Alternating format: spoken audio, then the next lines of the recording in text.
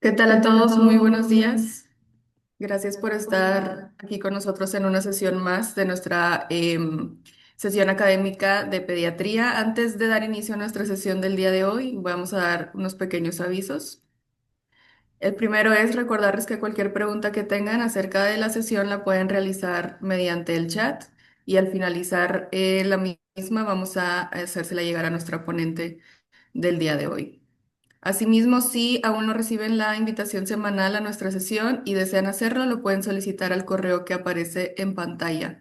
También recordarles que para hacerles llegar su constancia de participación es necesario que nos apoyen llenando la encuesta de satisfacción que vamos a compartir al finalizar de la sesión, tanto por el chat como por el QR que vamos a compartir. Es muy importante que nos apoyen asegurándose de que sus datos estén correctos, ya que si el correo electrónico está mal escrito o el nombre está mal escrito, pues obviamente los datos de la constancia van a estar erróneos también. Entonces, para que nos apoyen con esos datos, por favor. En nombre de la Escuela de Medicina y Ciencias de la Salud del Tecnológico de Monterrey, les doy la más cordial bienvenida a la sesión académica de pediatría. Mi nombre es Grecia Turrubiates, pediatra y coordinadora de este espacio. Y bueno, el día de hoy es nuestra segunda sesión del mes. Como ya sabemos, la temática es de la hematología pediátrica. Entonces tenemos con nosotros a nuestro coordinador del mes, el doctor José Eduardo Mares, quien nos va a hacer el favor de presentar a nuestra ponente del día de hoy. Adelante, doctor Mares, y bienvenida también, doctora Valentina Jiménez. Gracias.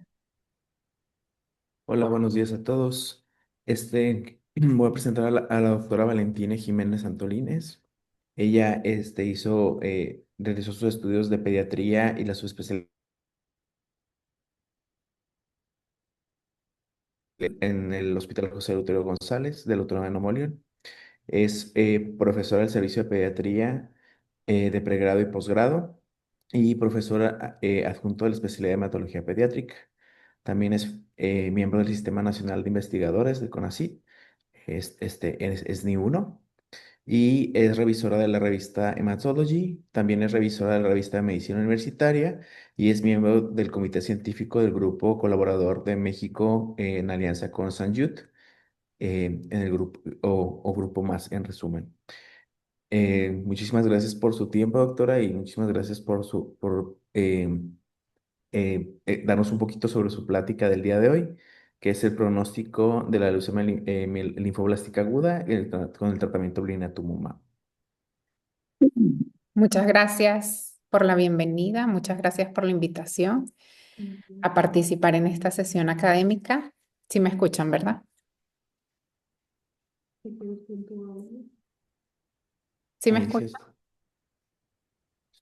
Sí. Ah, bueno. A lo mejor va a parecer que es un poquito especializado el tema, pero una pregunta muy recurrente que llega a mí, sobre todo, tanto de familiares, pediatras y algunas fundaciones, es sobre el pronóstico. Porque a veces cuando hablamos de cáncer, específicamente, nos comparamos con los adultos y pues la verdad la supervivencia sí es muy diferente. En general el cáncer en la infancia, tiene mejor pronóstico, eh, y es de los que le voy a hablar a continuación. La siguiente.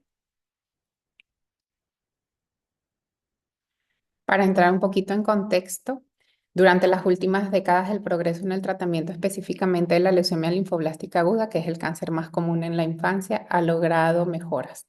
Podemos ver en la imagen que tienen ahí en la pantalla como en la era de 1962 a 1966 la supervivencia pues podía ser incluso menor del 10%, ¿verdad? Y como en las últimas 5 décadas ha tenido un aumento considerable, con reportes registrados hasta en cortes del 90%, ¿ok? Y todo esto se ha hecho en base a quimioterapia, pero no solo eso, también ha sido en base a muchos protocolos en cuanto al cuidado, alrededor del paciente y todo lo que tiene que ver con soporte. ¿A qué me refiero específicamente con esto? Pues el hecho de que un paciente tenga acceso al antibiótico cuando lo necesite, el hecho de que un paciente tenga acceso a una transfusión cuando la necesite, que tenga ingreso a terapia intensiva y haya una cama disponible cuando la necesite. Y lo más importante, que el paciente pueda llevar a cabo el protocolo tal y como se ha diseñado, o sea, apego al tratamiento. Y todos estos factores van a contribuir a que se logren estas metas tan importantes en el tratamiento, que como les comenté, puede incluso llegar hasta el 95%, como podemos ver ya en, pues en nuestra última línea del Total Therapy número 16, que puede alcanzar hasta 95%. Sin embargo, entre los niños, las características y los riesgos son diferentes. Pero ¿qué pasa específicamente en México? La siguiente. Pues en México eh, está reportado, este es un artículo que se publicó en el 2021, que las leucemias agudas, aquí hablando específicamente de LLA y LMA, ocupan el 49% de los cánceres. Hay una incidencia de 73 casos por millón al año y la LLA, que es la más común, representa el 80% de las leucemias agudas. La situación en México es que el 54% de ellas se clasifican de riesgo alto. Y esto sí tiene un impacto importante en el pronóstico, ya que los pacientes con riesgo alto tienen un mayor riesgo de recaída. Porque es así, a diferencia de lo que sucede en países de primer mundo, pues son muchos factores los que intervienen, ¿ok? En países de primer mundo se estima que alrededor de un 25% de los niños van a ser de riesgo bajo, casi el 50% van a ser de riesgo intermedio y realmente los pacientes de riesgo alto suelen ser menos del 30%. Pero en los que es los países de Latinoamérica la situación no es así. Y tiene que ver con el tiempo en el que llega el paciente, cómo se establece el diagnóstico, las herramientas que tenemos para nosotros poder establecer la estratificación de riesgo, porque no es algo que se hace en un único momento. Hagan de cuenta que cuando llega un paciente con nosotros con un recién diagnóstico de leucemia linfoblástica aguda, esta estratificación de riesgo para que reciba el tratamiento correcto se hace a lo largo de su tratamiento. ¿Por qué? Porque no solo evaluamos las características genéticas de este paciente, más las características clínicas, sino un factor muy importante que determina cómo le va a ir a este paciente es la respuesta a tratamiento. Y esta se puede hacer en diferentes momentos. Hay quienes lo hacen en el día 8, en el día 15 o a final del tratamiento del primer mes, que es lo que más comúnmente se usa. La situación en México es que si comparamos con la cifra que yo les acabo de decir de países de primer mundo donde la supervivencia puede alcanzar hasta el 90%, no es lo que se vive aquí. Lamentablemente, ahorita a nivel nacional es alrededor de un 61,8%. Y si hablamos de la región de Latinoamérica, esto es muy variable. Lamentablemente, sí, donde naces determina cómo te va a ir y en el estado en el que te tratas. Incluso aquí dentro del mismo país hay una gran variabilidad en cuanto a las tasas de curación.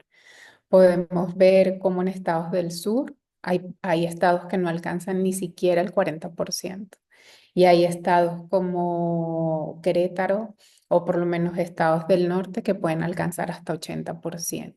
¿Y cómo va a ser esto posible? Porque no todos tienen acceso a lo mismo. Cuando me refiero a tratamiento, acceso a lo que les comentaba ahorita, soporte transfusional, y en la era de ahorita en donde vivimos, hay diferentes servicios de salud o de seguridad social, pues eso también influye en qué va a recibir el paciente.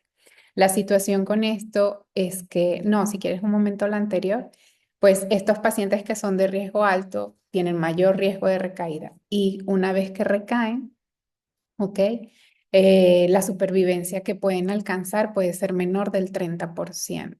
Entonces, todo el pronóstico que les había comentado en la diapositiva anterior se ve fuertemente influenciado por todos aquellos factores, tanto epidemiológicos, sociodemográficos, que afectan al paciente para poder tener un mejor pronóstico. La siguiente. Y aparte de todo esto, existen poblaciones especiales. Existen pacientes que tienen mayor sensibilidad a la quimioterapia, ya sea porque portan algún polimorfismo que les confiere mayor toxicidad cuando se administra ese medicamento, o pacientes que tienen algún síndrome como síndrome de Down o síndrome de Li-Fraumeni, que también pueden tener mayor toxicidad cuando reciben el tratamiento estándar que recibe un paciente sin estas condiciones. Y también tenemos poblaciones especiales en donde el riesgo es mayor, solo por tener esa edad, como son los niños menores de 1 año. Estos niños tienen una característica que el 75% de ellos van a tener un rearreglo que es de mal pronóstico, ¿ok? Y esto obviamente les confiere peor pronóstico. Un niño que no logra completar su tratamiento por toxicidad, porque la quimioterapia le trae muchos efectos secundarios, va a tener mayor riesgo de recaída. En la siguiente. Prácticamente durante la última década ha surgido mucha información y evidencia sobre un grupo de tratamiento que es la inmunoterapia, específicamente los anticuerpos biespecíficos, como es el blinatumomab. ¿Qué quiero decir con biespecífico? Es que el anticuerpo va a tener dos sitios de unión para antígeno. En esta imagen, como pueden ver aquí, el blincito, que es el blinatumomab, se puede unir tanto a la célula T efectora a través del CD3 como a la célula cancerígena que tiene un antígeno que es el CD19. Al unirse a estas dos células, activa el linfocito T para que a través de la liberación de granzimas puedan destruir directamente a la célula cancerígena de la leucemia linfoblástica aguda marcada con el CD19. Normalmente este medicamento se usa durante 28 días de forma intravenosa continua con 2 semanas de descanso. En un principio, en la siguiente, este medicamento fue aprobado para pacientes que se encontraban en recaída, o sea, son pacientes que ya se habían diagnosticado con la leucemia y posteriormente regresaba la enfermedad y este medicamento había demostrado que tenía mejores resultados que la quimioterapia estándar sola para poder rescatar a estos pacientes. Este es un estudio de pacientes de 1 a 30 años con riesgo, con recaída de riesgo intermedio y alto, que fueron aleatorizados para recibir quimio versus blinatumomab. Y lo que ellos observaron, que fue una mejor supervivencia libre de enfermedad. Cuando digo supervivencia libre de enfermedad, quiere decir que la enfermedad no regresó en los siguientes 2 años, una mejor supervivencia global, que vivieron más. Había una mayor eliminación de la enfermedad mínima residual, que es un estándar que nosotros tenemos para poder evaluar la respuesta al tratamiento. Hagan de cuenta que nosotros damos un ciclo de quimioterapia y después de eso hacemos una evaluación de la médula ósea.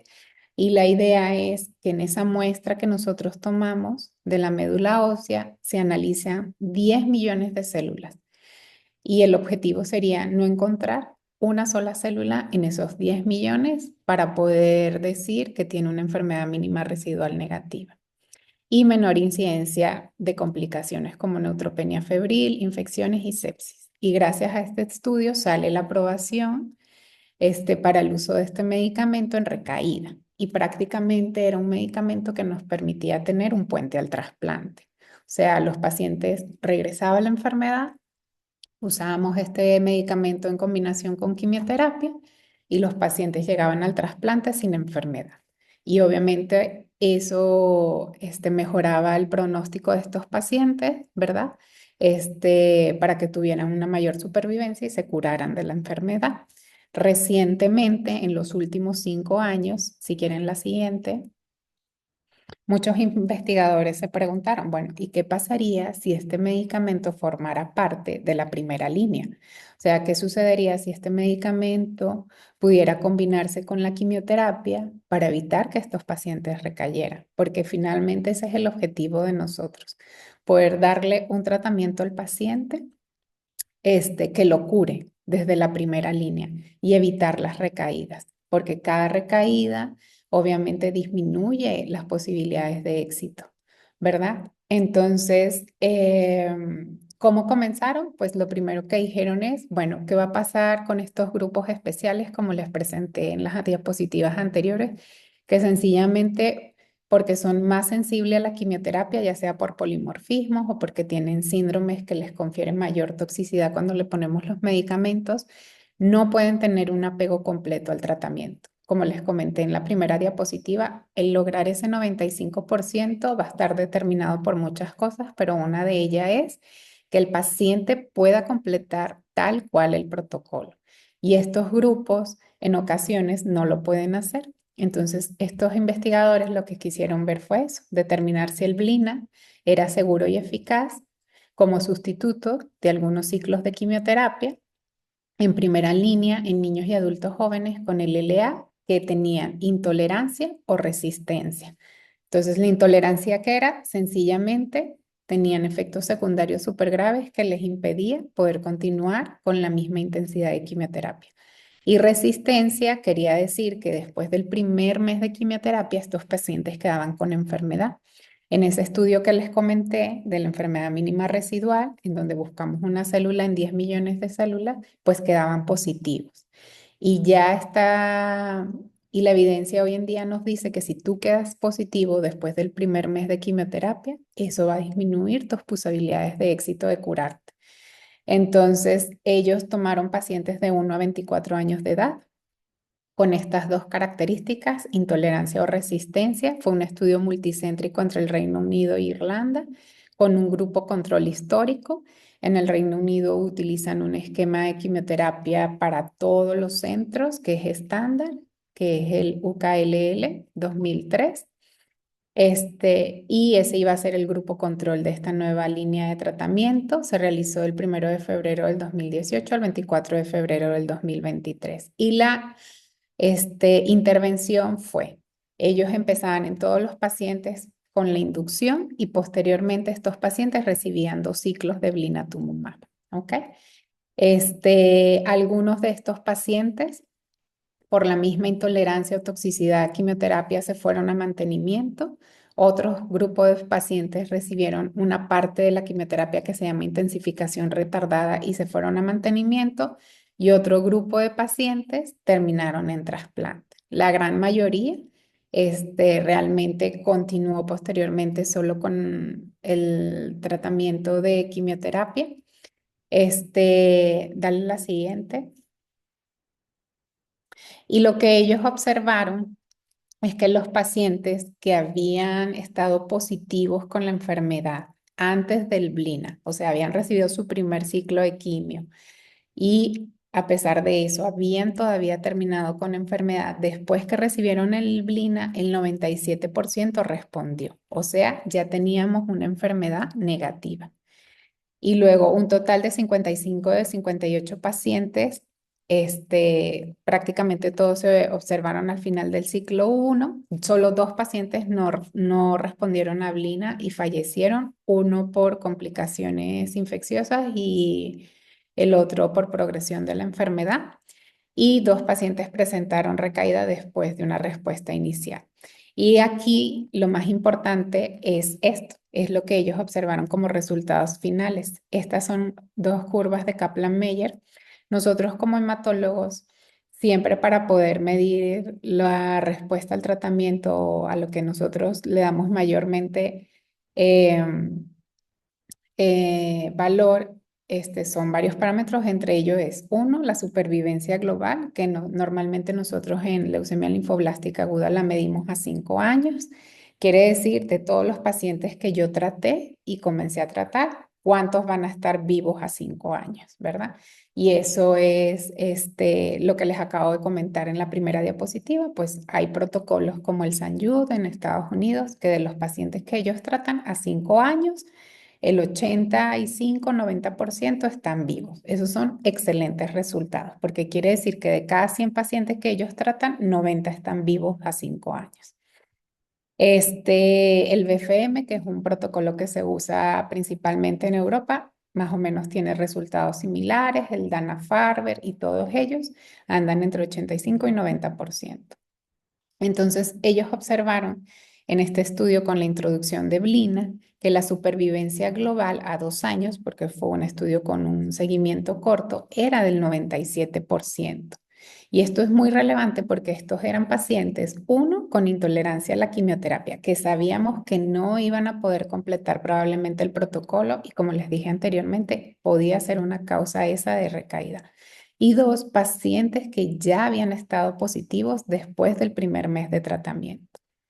Y la supervivencia libre de enfermedad quiere decir todos los pacientes que a finalizar tal tiempo, que en este caso son 2 años, no presentaron ni muerte ni recaída, ¿ok? Y aquí fue del 95%. Quiere decir que de 100 pacientes, 95 no habían presentado ningún evento, ni muerte ni recaída. Y son resultados muy alentadores porque cuando los compararon con el grupo control que solo había recibido quimioterapia, pues sí había una diferencia, ¿verdad? Del 5% y aquí más o menos del 3%. Pero tenemos que tomar en cuenta o considerar que estos pacientes tenían incluso mayores factores que los convertían en pacientes potencialmente que pudieran llegar a recaer, ya sea porque no pudieran completar el tratamiento o porque habían acabado con la enfermedad después de la inducción. La siguiente. Y también les había comentado de los bebés. Los menores de 1 año, son una población que toda la vida se han considerado de alto riesgo. ¿Por qué? Porque en ellos existe la característica que tienen un rearreglo. Prácticamente el 75 u 80% de los niños que se diagnostican antes del año tienen este rearreglo o reordenamiento que se llama KMT2A. Y ese reordenamiento les confiere que se encuentran en un grupo de alto riesgo. Y la situación con ellos es que estos dos puntos muy importantes, que es supervivencia global y libre de eventos, pues son muy diferentes a lo que les acabo de comentar. Para ellos es una leucemia muy agresiva, en donde a los 3 años solo el 40%, o sea, de cada 100, 40 van a estar libres de recaída o muerte. Eso quiere decir que los otros 60 probablemente o fallecieron o presentaron ya una recaída. La mayoría de estas recaídas ocurren dentro del primer año y el 90% de ellos, de los que recaen, lo hacen dentro de los primeros 2 años. Y la supervivencia para ellos. O sea, si un bebé de estos recae al tratamiento, solo el 20% va a sobrevivir. Durante muchos años se intentaron hacer muchas estrategias para mejorar los desenlaces en este grupo de riesgo, que aunque es un grupo de riesgo que representa un porcentaje muy pequeño, no suele ser frecuente que nos encontremos con menores de 1 año, pues era índices que no habíamos podido mejorar a lo largo de las últimas 4 décadas, ¿ok? Se habían probado diferentes combinaciones de quimioterapia y el protocolo que existe actualmente, que se usa a nivel mundial, que es el Interfan número 6, suele ser muy tóxico. Entonces, si el paciente no fallecía porque recaía, lamentablemente fallecía por la toxicidad tan importante. Para países de medianos y bajos ingresos, a veces poder llevar a cabo estos protocolos que son tan tóxicos, porque incluye combinación de medicamentos y internamientos prolongados, es muy difícil, ¿verdad? ¿Por qué? Porque no tenemos todo el soporte que en ocasiones esos pacientes necesitan para poder salir adelante. Sí tenemos las drogas y sí tenemos los medicamentos, pero lamentablemente no todos en las instituciones en las que nos encontramos disponemos de banco de sangre que tenga aféresis plaquetaria las 24 horas del día o de los antibióticos o antifúngicos en caso de que se presente una infección relacionada con el tratamiento o tener sencillamente la disponibilidad de una cama en terapia. Y cuando no tenemos todo el soporte, eso tiene un impacto muy importante en el tratamiento. La siguiente. Entonces, este estudio, los investigadores se preguntaron qué pasaría si al tratamiento estándar que se usa en el mundo, que es el Interfan número 6, le agregamos un ciclo de blinatumomab y los resultados fueron muy sorprendentes. Bueno, se publicó en el New England. Y el objetivo fue evaluar la seguridad y eficacia del blina en lactantes con el LA con este tipo de reordenamiento. Un estudio con un diseño prospectivo de un solo grupo internacional multicéntrico, fase 2, porque lo que ellos querían ver era seguridad y eficacia. Entonces, la seguridad, ¿cómo la iban a medir? Pues iban a reportar todos los efectos secundarios asociados o eventos adversos relacionados con la administración del blinatumomab. Y la eficacia iba a ser la respuesta que iban a tener cuando ya nosotros conocíamos que históricamente estos pacientes, el 90%, puede llegar, de los que recaen, el 90% lo hacen los primeros 2 años y que en realidad la supervivencia global suele ser menos del 40%. Se comparó con un control histórico del protocolo estándar que se usa a nivel mundial, eh, y esta es la intervención que ellos hicieron. Para todos igual. Fue la inducción, que así se llama la primera parte del tratamiento que se da en la leucemia linfoblástica aguda. Esta suele durar un mes. Entonces, todos los pacientes recibieron esa inducción con quimioterapia. Y luego les ofrecieron a todos estos bebés ese ciclo con blinatumomab, ¿verdad? Y continuaron el protocolo como estaba descrito, con otras fases de quimioterapia, y los que tenían que ir a trasplante se fueron a trasplante, que de estos 30 pacientes solo fueron 9 pacientes. La siguiente. ¿Y qué fue lo que ellos observaron? Pues resultados muy alentadores, la verdad, para toda la comunidad médica. Todos los pacientes recibieron el ciclo, lograron completar las 4 semanas. Eso era importante para la seguridad porque era un medicamento que se había usado principalmente en niños más grandecitos y ellos querían ver a la misma dosis que está descrita en niños ya preescolares y adolescentes qué sucedía con estos bebés, y se dieron cuenta que a la misma dosis no tuvieron que suspender el medicamento y se pudo administrar los 28 días. Que al final de este tratamiento, el 93% de los pacientes eran negativos. Eso es algo sumamente importante, ¿ok? Porque no se había visto anteriormente solo con quimioterapia. Y ya cuando lo compararon con el protocolo que se usa a nivel mundial, que incluye solo con quimioterapia, pues los resultados fueron estos. La supervivencia global, como les digo, que es todos los pacientes que están vivos, por lo menos aquí fue a 2 años de seguimiento, quiere decir que esos 30 pacientes los siguieron durante mínimo 2 años, ¿verdad? Y vieron cuántos estaban vivos al finalizar esos 24 meses. Entonces, cuando compararon los resultados, se dieron cuenta que el 93% de los pacientes continuaban vivos versus solo el 50% que usaba solo quimioterapia. Y cuando quisieron ellos evaluar la supervivencia libre de eventos, que es aquellos niños que no presentaron ni recaída ni muerte, fue el 81,6% versus el 40%. Este estudio vino a cambiar el tratamiento en menores de 1 año a nivel mundial. Y es algo que, la verdad, y yo creo que Maris lo puede decir, te genera mucha tranquilidad. Yo creo que cuando me gradué, uno de los retos que decía es que cuando, o sea, si me llega a tocar uno de esos chiquitos, ¿verdad? ¿Qué le puedo ofrecer? Porque en ese momento pues no estaba todavía este artículo.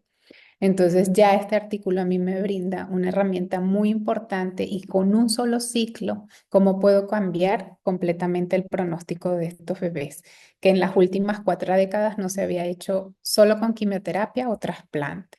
Entonces, ya de hecho salió el seguimiento de este estudio más largo hasta completar 5 años y los resultados son espectaculares. Entonces, el introducir en primera línea para este grupo, que son menores de 1 año, este único ciclo de blinatumomab vino a cambiar el pronóstico completamente en estos bebecitos que sabemos que pertenecen a este grupo de alto riesgo. La siguiente. Este es otro estudio en donde ellos quisieron determinar si añadir 2 ciclos de blinatumomab a la quimioterapia estándar mejoraba los resultados clínicos en pacientes que tenían riesgo estándar de LLA, pero que tenían mayor riesgo de recaída. Entonces fue una corte muy grande de 1.440 pacientes. Este sí fue un estudio aleatorizado, fue un ensayo internacional aleatorizado y controlado. Fueron pacientes de riesgo estándar. ¿Qué es un paciente de riesgo estándar? Normalmente es un niño menor de 7 años que llega con menos de 50.000 leucos, o sea, no tiene factores de alto riesgo en su diagnóstico, ¿verdad? Que es mayor de 1 año, porque ya sabemos que los menores de 1 año son de alto riesgo y los mayores de 10 también son clasificados como de alto riesgo. Y los aleatorizaron, aquellos que iban a recibir quimioterapia estándar versus quimio más blina. Y aquí ellos querían ver si estos pacientes que tenían mayor riesgo de recaída, que esta se confería porque después de haber iniciado el tratamiento, ellos hacían evaluación en el día 8, 15 y al mes, alguna de estas salía positiva. Y como les comenté anteriormente, la estratificación de riesgo en leucemia linfoblástica aguda no ocurre en un momento, ¿ok?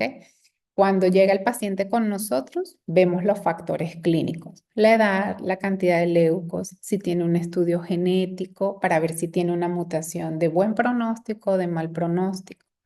Y eso es lo inicial. Pero luego, durante el tratamiento, nosotros podemos llegar a cambiar esa estratificación de riesgo porque algo muy importante para el pronóstico del paciente va a ser cómo responde al tratamiento.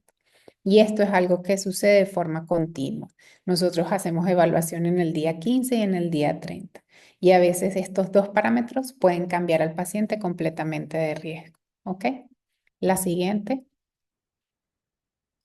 Y ellos lo que se dieron cuenta, bueno, y a todos, igual como en los dos estudios anteriores, le daban una inducción que podía ser con 3 medicamentos o 4, y posteriormente los aleatorizaban. Aquellos pacientes que habían acabado sin enfermedad, pues ellos iban a continuar solo con quimioterapia. No había un criterio para ofrecerle blinatumomab.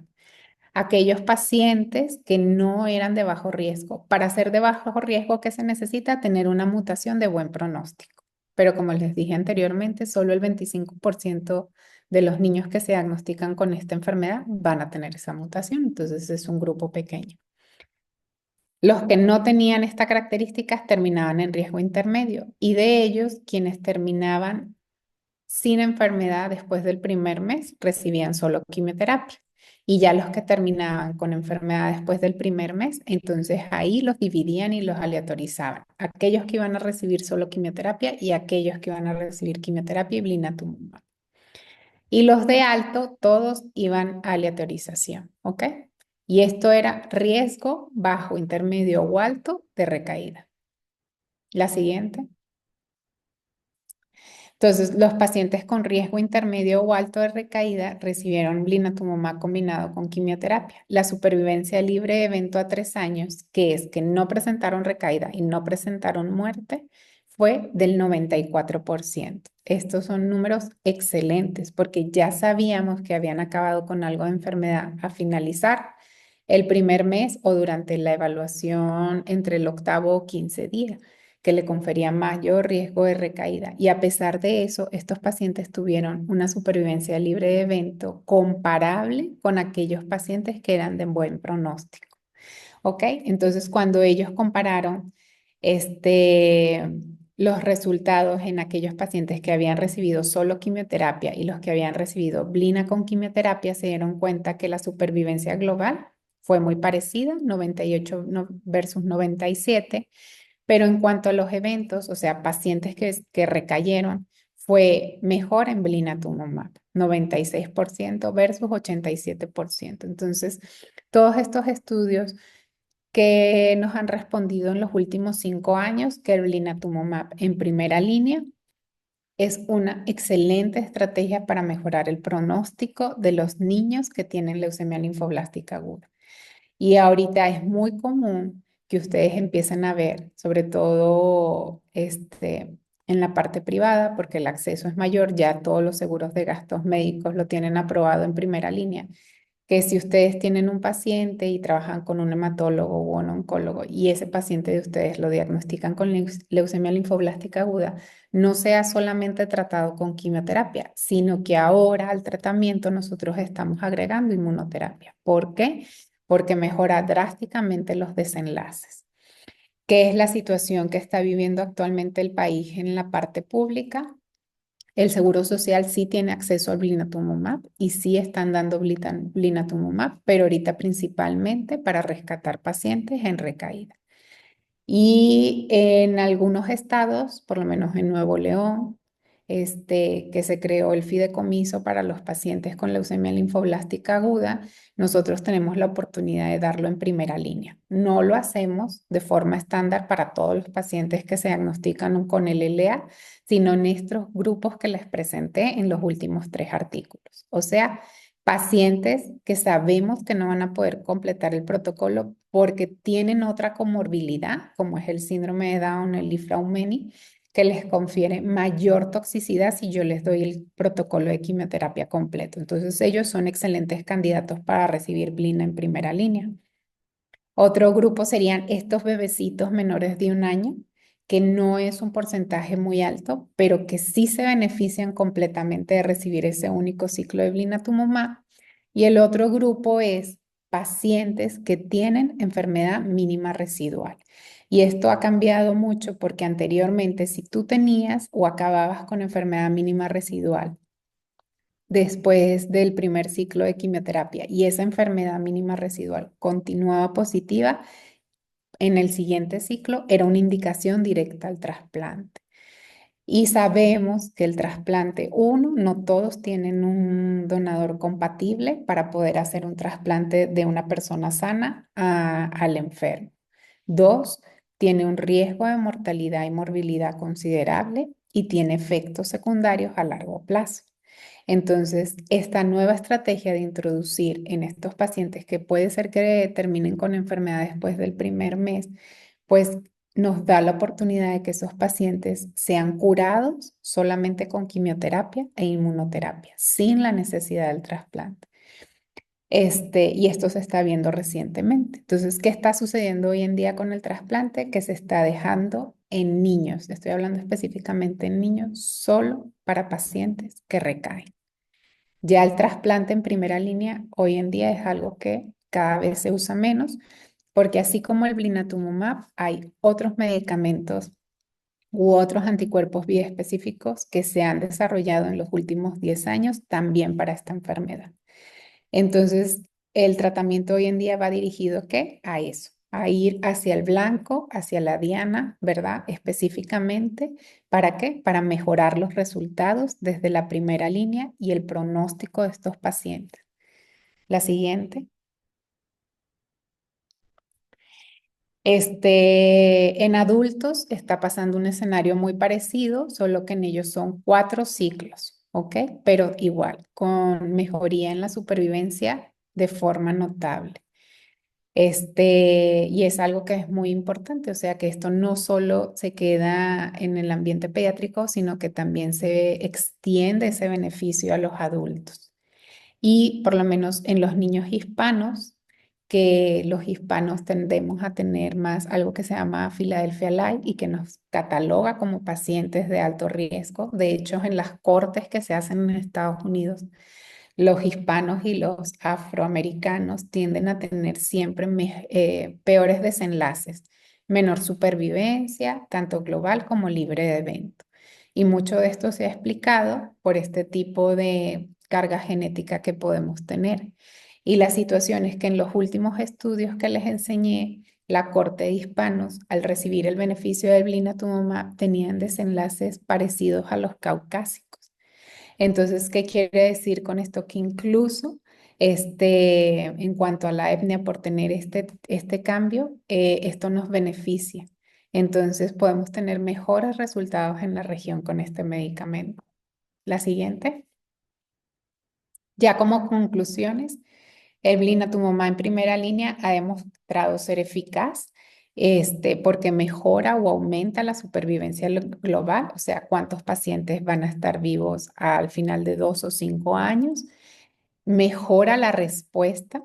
¿Por qué? Porque incluso aquellos pacientes que terminan con enfermedad después del primer mes, podemos ver como un gran porcentaje después de un ciclo de blinatumomab se negativiza, o sea, desaparece la enfermedad. Mejora la supervivencia libre de enfermedad porque menos pacientes recaen. Su perfil de toxicidad, que quiere decir los efectos secundarios que yo voy a tener en mi paciente cuando le doy este medicamento comparado con la quimiointensiva son menores, tienden a ser infecciones menos graves y neutropenias febriles menos frecuentes.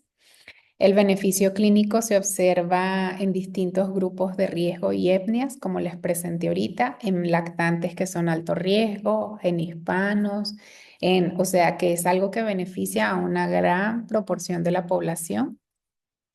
La reducción de las recaídas a la médula es el principal mecanismo de su eficacia, que quiere decir evita que el paciente presente una recaída. ¿Cuáles son las limitaciones actuales? No tiene actividad en sistema nervioso central, o sea, aquellos pacientes que tienen enfermedad en la cabeza, no es un medicamento que en los estudios se haya visto que hay un cambio sobre ese tipo de enfermedad o que mejore los resultados. No sabemos ahorita, adultos usa 4 ciclos de blinatumomab, en pediatría se ha demostrado que con 2 es más que suficiente. Los estudios que les acabo de enseñar son muy recientes, son de los últimos 5 años, entonces falta seguimiento a largo plazo. Y algo que es muy importante para la región, el precio, porque es un medicamento costoso. Vamos a poner un ejemplo para un paciente de 30 kilogramos aproximadamente, pues solamente en medicamento, en puro medicamento, puede ser alrededor de 400,000, 500,000 pesos, ¿ok? Solo de medicamento. Eso es sin considerar que es un medicamento que dura 28 días. Normalmente el farmacéutico te provee la bomba. No, no es un medicamento en el que te tengas que quedar internado 28 días en el hospital. Ya hay un esquema ambulatorio. Los primeros días de la administración te internas y posteriormente te vas a tu casa con recambios cada 2 días del medicamento en centros de infusión ambulatoria. Eh, ya va a empezar este año el estudio para blinatumomab de forma subcutánea, que eso va a mejorar mucho el acceso del medicamento para muchos pacientes, porque obviamente el poder utilizar este medicamento por 28 días, la mayoría de los pacientes requieren un catéter. La vena no es posible, no sería suficiente. Y creemos que con la administración subcutánea el precio también va a mejorar.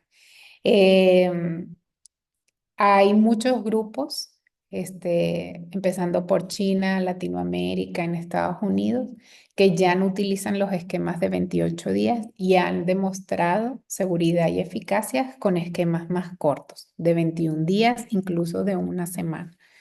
Entonces, vienen muchos cambios en los siguientes 5 años en cuanto a este medicamento que va a mejorar el acceso a mayor cantidad de personas, porque es algo que pues que la mayoría de las personas que tienen esta enfermedad deberían de tener disponible.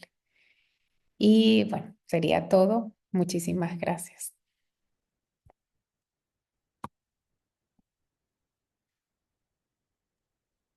Mm. Muchísimas gracias, doctora. Muchísimas gracias, doctora Valentine. Excelente ponencia. La verdad, los monoclonales vinieron a hacer un gran cambio en leucemia y también pues, toda la parte de oncología y también lo que viene a futuro en otras áreas como reumatología, también en algunas cuestiones infecciosas se han empezado a utilizar algunos de eh, de esta nueva tecnología. Y pues sí, eso ha sido un gran cambio en estos últimos 10 años, pues por algo es tan relevante y por las gráficas que nos muestras que en el 2018 pues fue el premio Nobel, los ganadores, justo esta nueva tecnología. Tenemos unas preguntas. ¿Hay algún caso en el que no se puede utilizar blinatumomab como tratamiento de primera línea? ¿Algún caso? No. Hasta Creo, ahorita. creo que su micrófono está cerrado. El mío, ¿no me escuchan? ¿Sí? Sí, listo, perdón. Listo. Pues ahorita que recuerden, no, así como una contraindicación para utilizar blinatumomab, yo no recuerdo ahorita, no sé tú, Maris. Creo que en algunos pacientes que ya tuvieron, no es una contraindicación absoluta, pero sí en pacientes que puedan tener, se tiene que hacer como un estudio para ver infecciones que pueda tener el paciente, como tuberculosis.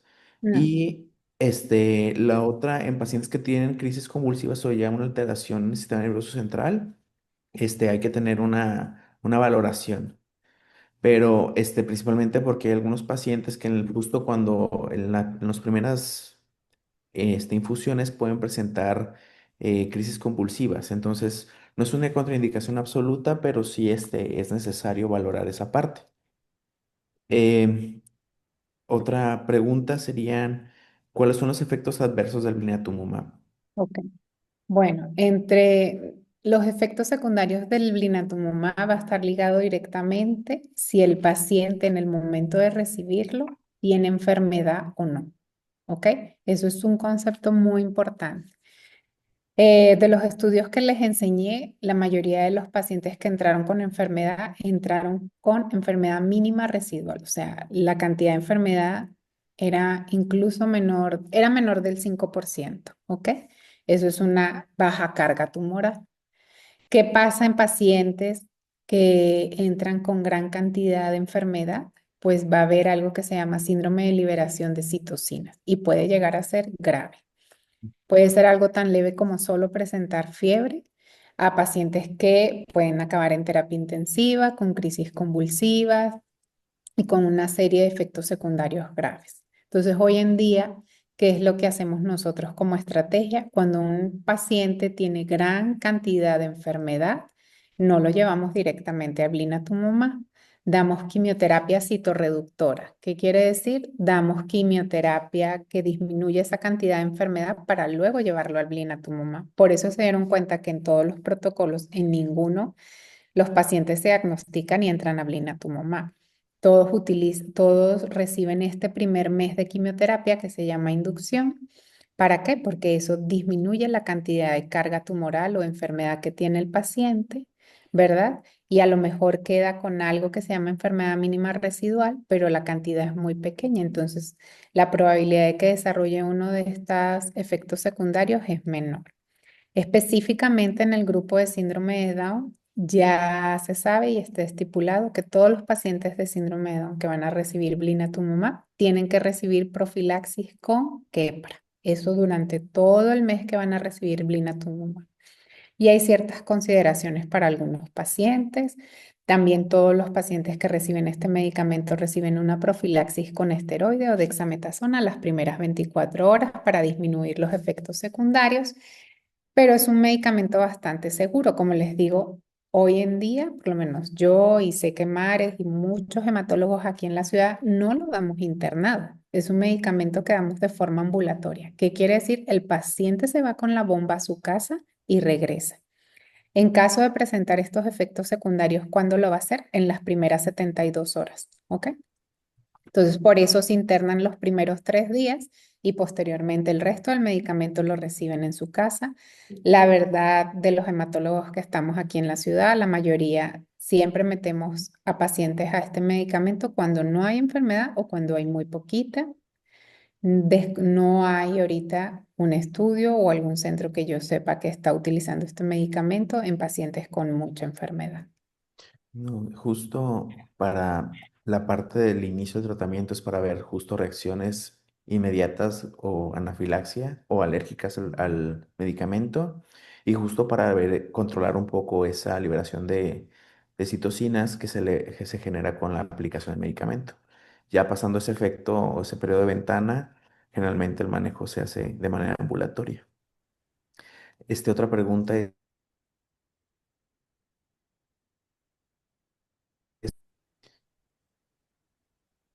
Perdón, no escuché, creo que se congeló. sí, perdón. ¿Por cuánto tiempo se da el seguimiento a los pacientes en tratamiento con blinatumomab? Pues como es un medicamento que se introduce en las primeras etapas del tratamiento, entonces es el seguimiento que habitualmente tenemos. Normalmente un paciente con leucemia linfoblástica aguda se trata de 2 a 2,5 años y la verdad el seguimiento pues es casi 10 años, ¿ok? Entonces, los diseños que hay hoy en día para la introducción de estos dos ciclos en primera línea se hacen realmente después de la inducción. O sea, se da la inducción, que son 28 días, 29 días de tratamiento con quimioterapia.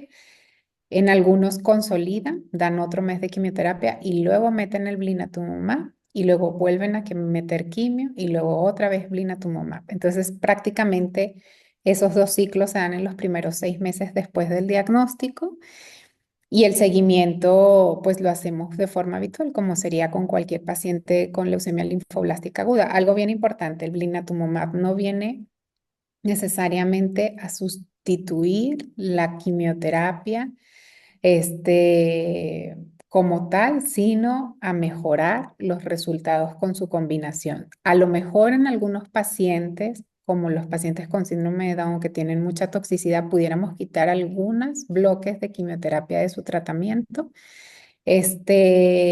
Como vimos en uno de los artículos, que se quitó la intensificación retardada, pero no es un estándar para todos, ¿ok? Porque eso todavía está en estudio. Sí. La última pregunta, ¿hay alguna limitante o precaución que se deba tomar en cuanto a los alimentos mientras está con tratamiento con blinatumomab? No, más que todo las precauciones son infecciones virales. ¿Ok? Eso es lo que siempre damos nosotros de recomendación cuando un paciente está en quimioterapia activa, pues no comer en la calle, ¿verdad? O sea, que los alimentos sean preparados en casa, específicamente que pues no esté con personas que puedan tener alguna infección respiratoria principalmente, que hagan burbuja, o sea, que estén principalmente en su casa y solo en el centro de atención.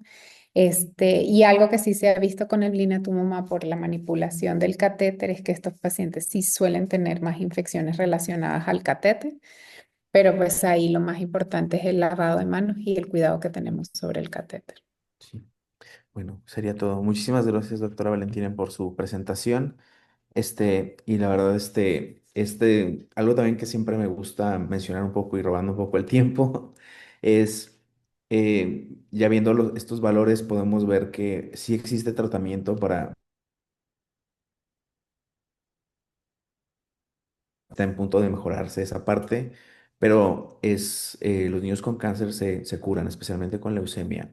Y es algo que creo que es un estigma o una tradición que tenemos de mencionarlo siempre porque a pesar de estar en un ambiente académico o médico, hay todavía médicos que creen que es una sentencia de muerte y no es así, ¿verdad? Muy bien, bueno, muchísimas gracias a todos. Muchas gracias. Hasta luego. Hasta luego, gracias a todos por acompañarnos y nos vemos el próximo miércoles. Muchas gracias, doctora Valentina, por su ponencia y gracias especiales por explicarnos los términos que como pediatras usualmente no usamos. Muchas gracias. No, de nada. Hasta luego. Bonita semana.